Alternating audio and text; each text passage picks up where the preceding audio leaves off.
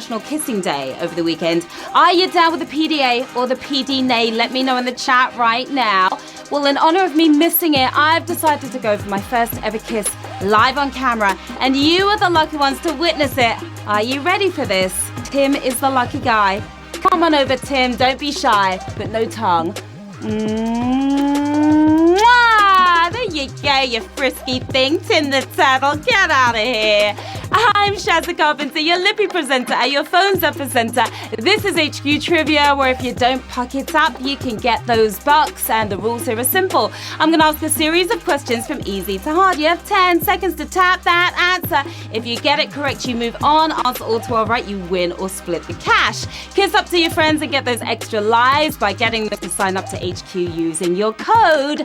And tonight we are giving away a mouthy £1,000. That's enough to set up your year-round kissing booth. Buy some of that extra strength breath freshener, because let's face it, some of you need it. Or a lifetime supply of chapstick. But before you cash out, you've got to smash out. Let's get to the quizzing. Here we go with Q1. In the original fairy tale, what does the mirror tell the evil queen about Snow White? She's really irritating. She's the fairest. She hates Mondays. It's like the first iteration of Siri. Garfield sure hates Mondays, but they don't seem to bother Snow White at all. Irritatingly beautiful, the mirror says she's the fairest of them all. Who got that right, fair and square? 138,000 of you did. The Brothers Grimm tale has been reimagined many times, the most recent being the Snow White and the Hunky Hemsworth movies, my favourite version. Q2, which mobile phone feature uses word suggestions for incomplete sentences, predictive text, countdown conundrums, chain letters, and it's the most annoying thing in the world. If you went for conundrums, then you can count yourself out of this one. No, I don't mean ducking. I never mean ducking. The mobile psychic with a poor success rate, predictive text. And you predicted that, didn't you? 135,000 of you did. Now, predictive text was created to make texting easier, but it's led to a ton of very awkward moments instead. A lot to explain after some of those texts. It's shout out time, everyone. Lewis passed his driving test today. Nice work, Lewis. Hello to Harry Maguire from Sheffield. We've got Cameron and Morgan in Cardiff playing along. Farah in Birmingham is the best sister in the world, along with my sis, my big sis, Catherine. Joel has been chilling in the Spanish sun, while Alice and Nick are back from Prague. Hi to Gareth South Goat. And we have two sets of engaged couples. We've got Rachel and George and Nick and Oaken. Congrats to you all and good luck to everyone in the game. Q3. The Matterhorn Mountain sits between the border of Italy and which other country? Switzerland, Peru, New Zealand. Gotta be matter of fact about this one. Italy may be shaped like a boot, but it would need one hell of a swing to connect with New Zealand, wouldn't it? Keeping out of the EU while being bang in the middle of it. It's Switzerland we're talking about here. Who's skiing forward? 123,000 if you are. Easily recognise the A-lister of the Alps looks like a giant snowy pyramid. It's huge. Q4. Who was the female singer in the American band No Doubt? Avril Lavigne, Gwen Stefani, Christina Aguilera. Got me feeling hella good, so let's just keep on dancing.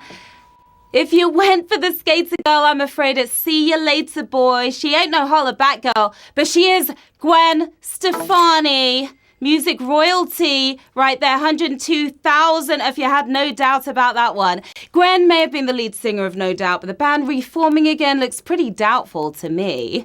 Q5, the creation of which US sitcom was inspired by Fawlty Towers, Seinfeld, The Golden Girls, Cheers.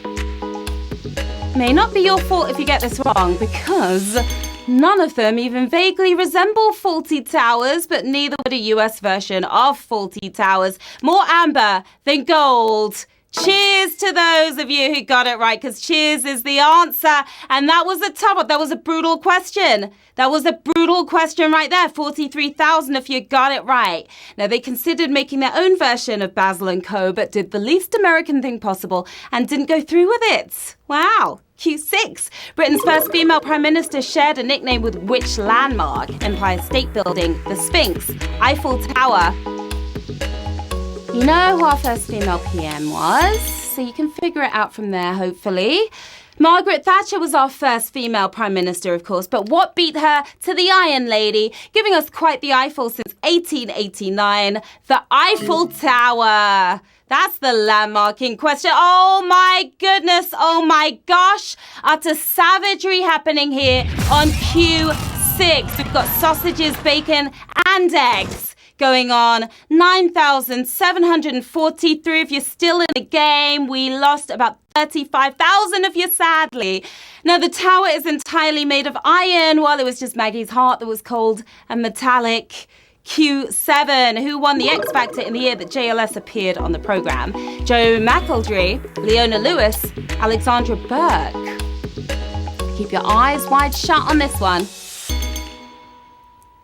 JLS practically oozed the X Factor, but who had that extra something in 2008? Even with Aston's backflips, they couldn't beat Alexandra Burke. She was fantastic, wasn't she? 6,682, if you got that right. The rest of you probably feeling like Burke's there. Sorry. Burke has been busy since winning the show, landing 3 #1 hits and a Brit Award as well. Well done to her. Q8. Of these 3 British islands, which is the largest in terms of land area, Isle of Wight, Isle of Isla, Isle of Arran. How well do you know your British Isles? We are several small islands surrounded by many smaller ones, but which of these is the least diddly? Weighing in at a barely impressive 620 square kilometres is the Isle of Isla, which is the largest. Another savage one here on Q8. Utterly sausage, I would say. Double the sausage going on. It's a sausage fest. 850 of you are moving forward. The Isle of Wight looks pretty big on the map, but it's the teeniest of the 3 here. Yeah, a lot of you thought that, though. Q9, which of these golfers has never won the US Open? Jeff Ogilvy, Angel Cabrera, Phil Mickelson. Keep an open mind here. 3 professional pitch and putters, but one has yet to punch the air at the US Open. Coming so close, he must be taking the mick. Phil Mickelson, that's 2. A hole-in-one for 476 of you. Despite winning all the other majors, Phil's best result in the US is 2nd place on 6 different occasions. Ouch. Q10, we are getting so close. Which of these Razzie-winning movies also received an Academy Award nomination? Batman vs. Superman, Gods of Egypt, 50 Shades of Grey. Yes, one of them was actually allowed through the doors. They're all cinematic sewage, but who got a surprise nod from the Oscars? Colouring all shades of awful, 50 Shades of Grey, and it's 50 Shades of Yay for 190 of you. And it was nominated for Best Original Song. It has to be the song, right? Which has more to do with The Weeknd than the actual film. Q11. In terms of recent passenger numbers, which of these is the busiest train station? Liverpool Central, Leeds, Manchester Piccadilly. I haven't been to any of them. I need to get out more. Need to live. 3 chock-a-block northern terminals, but who's dishing out the most tickets? Boasting just under 31 million travellers a year. It's a lot of travellers, and it's Leeds that we are speaking of. 42 of you, just 42 of you left in the game. First class tickets at the ready, because we're pulling into the final round. 42 players left. 14 using their extra lives to get back in, and 1,000 big ones up for grabs. And those bragging rights. Good luck, players. Which one of these classic British plays premiered in Austria? A Man for All Seasons, Pygmalion, and Inspector Calls. Everything riding on this. They've been performed countless times, but who had their first night in Vienna? The inspector may be well-travelled, but his first call was to the Soviet Union. The transformative tale of Eliza Doolittle, Bernard Shaw's Pygmalion for the win. And we have 14 winners, my lovelies.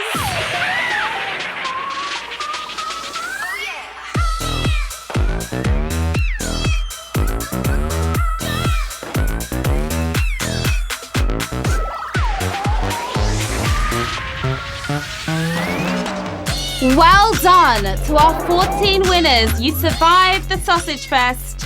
And and you are standing tall. You're taking home £71 and 43p. We've got Somerton 98. Look at that gorgeous couple right there. Tutting in line. No need to tut anymore. You're a big winner. We've got T. Powner as well who's celebrating. Look at that. D. Boyle 69 and a bunch of other winners as well. Well, just a few more. What are you going to do with the cash? Maybe forget Siri, get a talking mirror instead, get tickets to the Razzies, but they're probably free. Ski on Mount Matterhorn. There's a lot you can do with that cash. Tremendous game, HQTs. I hope you had a blast like I did. I always do. I'm Shazza Carpenter.